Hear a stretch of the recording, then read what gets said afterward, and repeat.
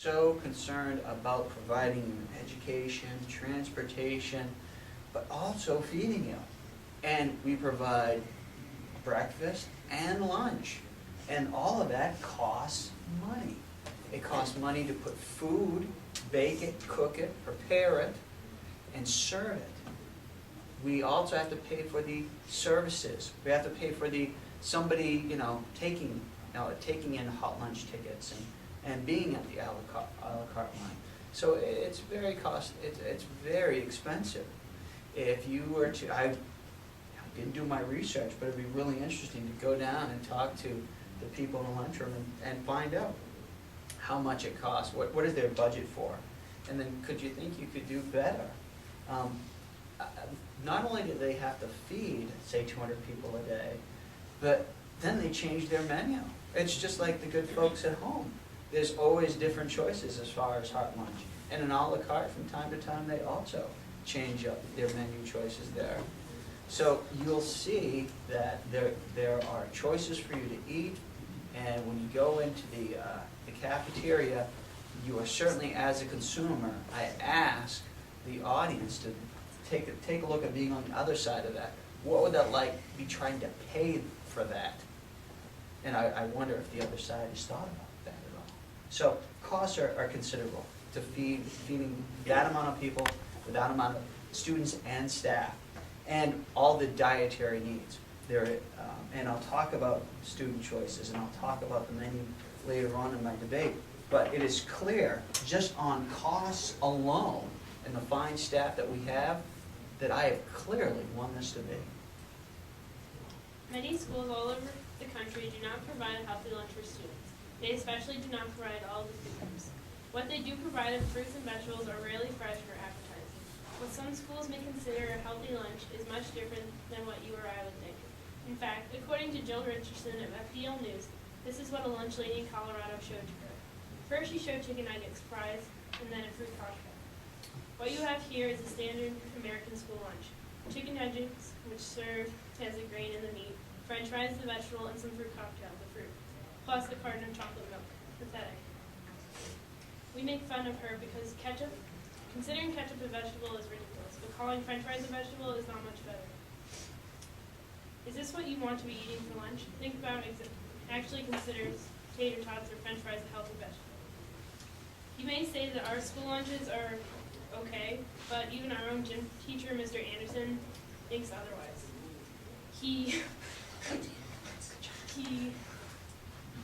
says to go by several rules. One of them, which is, do not eat anything that your great-grandmother would not have heard of.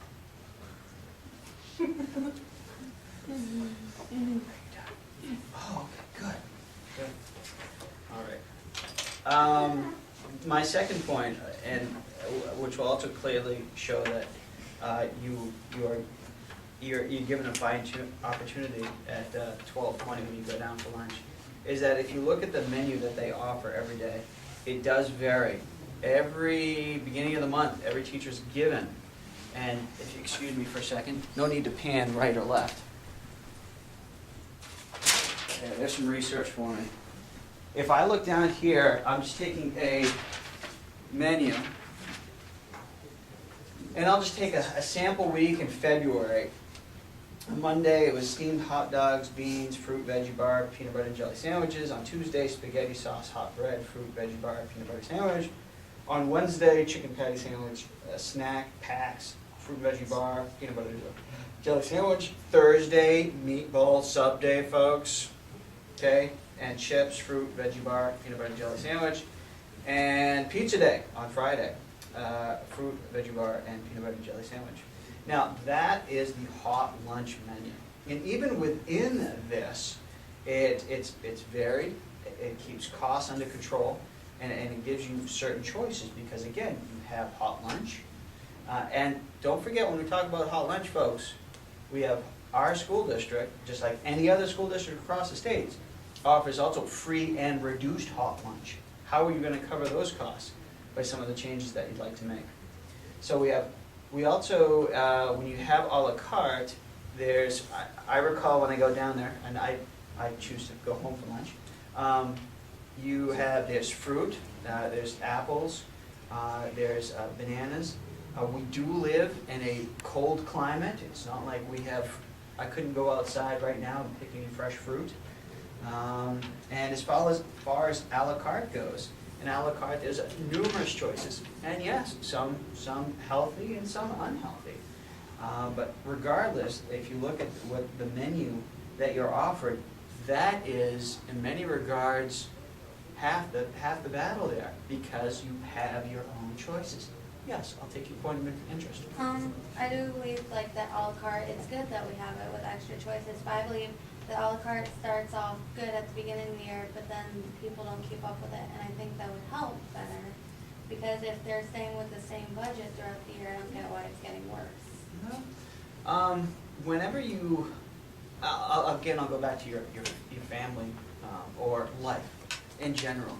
Sometimes your budget changes. Sometimes, for example, heating oil goes up, and all of a sudden schools need to spend less money. Or the price of gas goes up. Now all of a sudden our district spends, and I know this for a fact, when you talk to the department head of transportation, our district goes through 55,000 gallons of diesel a year. And when you put that and times that, just for gas, you have some cost that you can't control. So I would suggest that perhaps throughout the year, budgets change, less money is available, and then you need to, the phrase is called tightening your belt. So that's why you might see some changes in the a la carte line. Okay. But good point. But again, getting back to hot lunch, all the fruit, the salad bar, the pasta salad that's also available, which is healthy, and the a la carte choices. And then, yes, folks, you can bring in your own food. You have that choice. Again, those you have the cost, the menu, and what I'll talk about is student choices after that. Those are obvious reasons why I've won the debate. According to CBS News, many fast food chains now have a higher safety standard for the food they serve than the USDA standard of safety that schools abide by. In short, you would be safer eating the meat served in a McDonald's Big Mac than if you ate in the meat they serve in the cafeteria downstairs. That is very scary. When you eat at school, it would be safer to eat at a Burger King or McDonald's. School lunches are way too unhealthy, and that needs to change. Would you like to eat meat, or I should say, meat products that would fall short of the safety standard for a fast food restaurant? I wouldn't.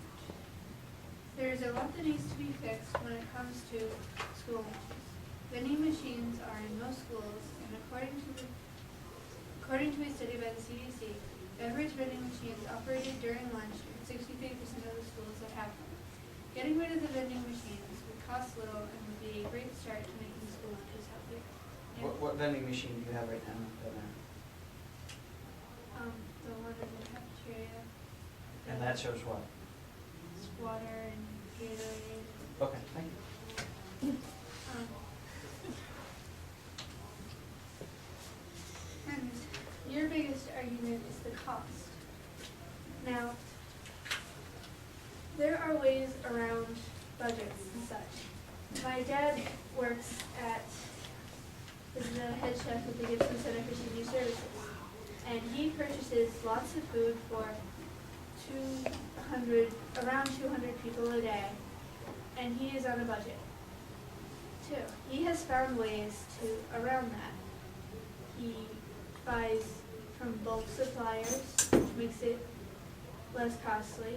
He buys unpackaged, unprocessed stuff, which is also less costly. And overall, it's healthier.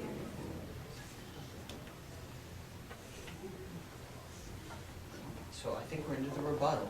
Now you guys are gonna team rebuttal, is that right? Okay. So,